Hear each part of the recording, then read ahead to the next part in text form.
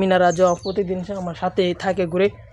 এটারে ভাই যে যাওরা আপনারা যদি আসেন মনে করেন অচিনা কেউ দেখলেই মনে করেন 12টা বাজছে, মনে করবেন যে 12টা বাজছে, মানে এরকম গুতা দেয়। আপনারা মোবাইলে বিভিন্ন মিম শর্ট ভিডিও দেখছেন যে বেড়ায় কীরকম পর দেয়, মানে সব গাড়ি গুড়ি ভাঙ্গালায় আর সেম হুবহু এরকম, মানে অন্য কেউ দেখতে পারে না, আমাদের মানে ঘরের পরিবারের মানুষ ছাড়া কাউকে দেখতে পারে না। আবার মাঝে মাঝে আমাদেরকেও বলে দিয়ে ফেলে। আসসালামাইকুম রহমতুল্লাহ, আশা করছি সবাই ভালো আছেন। আলহামদুলিল্লাহ আমিও ভালো আছি। তা আজকে আমার ছিল পরিণতি পরীক্ষা, তো পরীক্ষা মোটামুটি আলহামদুলিল্লাহ ভালোই দিলাম। তো বাড়িতে আইসা কাজ কাম করলাম, কিছু আরও কাজ বাকি আছে এগুলো করবো এখন। তো ভাবলাম আপনাদেরকে দেখাই। তা একটা জিনিস আপনাদেরকে দেখায়, সেটা হচ্ছে কি আমাদের একটা আপনাদের মতো বড়লোকি মুরগি আছে। হ্যাঁ, হচ্ছে বড়লোকি মুরগি।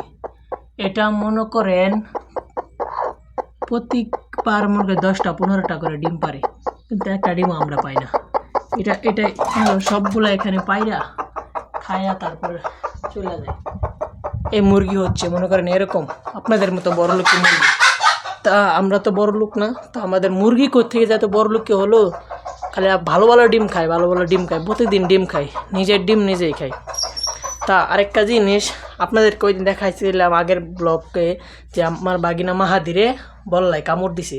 তো প্রতিদিন যে কই থেকে বল্লা আসে সেটা আমরাও বলতে পারি না। তা আজকে দেখেন আরেকটা বল্লা মারলাম, তো এটা এখনও জীবিত।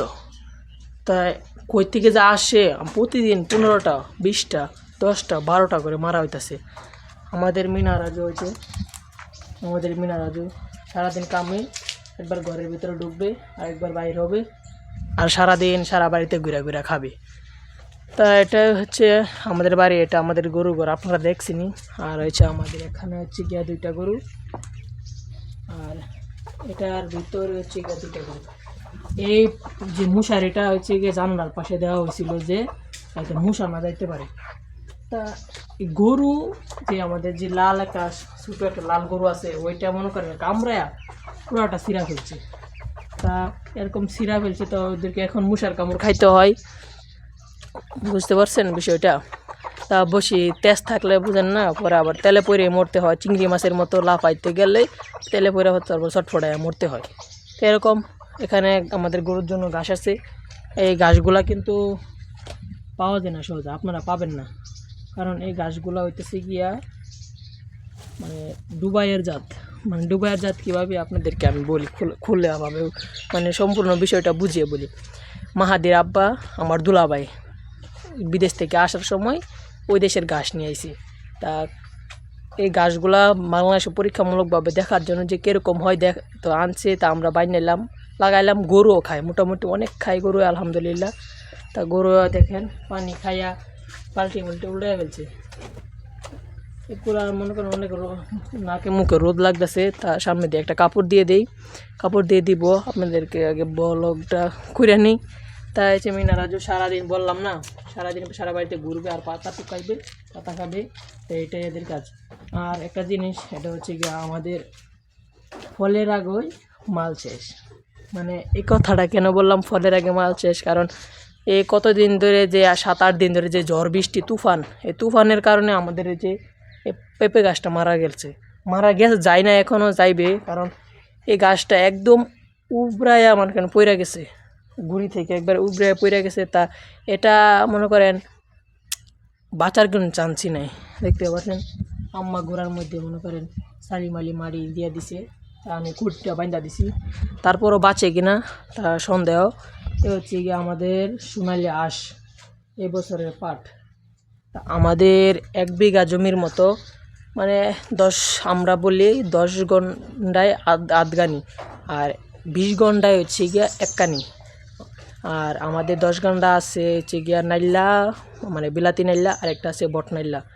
তাই এই সোনালি আঁশগুলা কিছুদিন পরে বিক্রি করব, মানে ভিজাই ফেলছি পানিতে অর্ধেক, আর অর্ধেক আছে যে বট নাইল্লা বলে যেটা আমরা, ওইটা মনে করেন এখন জমিতে কাটা হয় নাই। আর বিলাতি নাইলা যেটা, এটা হচ্ছে কাইটা একবার ভিজাই ফেলছি, মানে এটা আর 2-3 দিন পর থেকে নেওয়া শুরু করব এরকমভাবে। তারপরে শুকিয়ে আমাদের বাজারজাত করা হবে, আপনাদেরকে দেখাবো ইনশাল্লাহ। তা মিনারা প্রতিদিন আমার সাথেই থাকে ঘুরে। এটারে ভাই যে যাওরা আপনারা যদি আসেন, মনে করেন অচিনা কেউ দেখলেই মনে করেন 12টা বাজছে, মনে করবেন যে 12টা বাজছে, মানে এরকম গুতা দেয়। আপনারা মোবাইলে বিভিন্ন মিম শর্ট ভিডিও দেখছেন যে বেড়ায় কীরকম পর দেয়, মানে সব গাড়ি গুড়ি ভাঙ্গালায়, আর সেম হুবহু এরকম, মানে অন্য কেউ দেখতে পারে না, আমাদের মানে ঘরের পরিবারের মানুষ ছাড়া কাউকে দেখতে পারে না। আবার মাঝে মাঝে আমাদেরকেও বলে দিয়ে ফেলে। তা এই ছিল আজকের ব্লগ। আজকে ব্লগের এন্ড করছি এখানেই, কারণ আমাকে অনেক কাজ করতে হবে, আমরা কৃষকের ছেলে, অনেক কাজের লোক, তা অনেক কাজ করব। তা আজকে ব্লগের এখানে এন্ড করছি। সবাই ভালো থাকবেন। আসসালামু আলাইকুম রহমতুল্লাহ ওয়া বারাকাতুহু।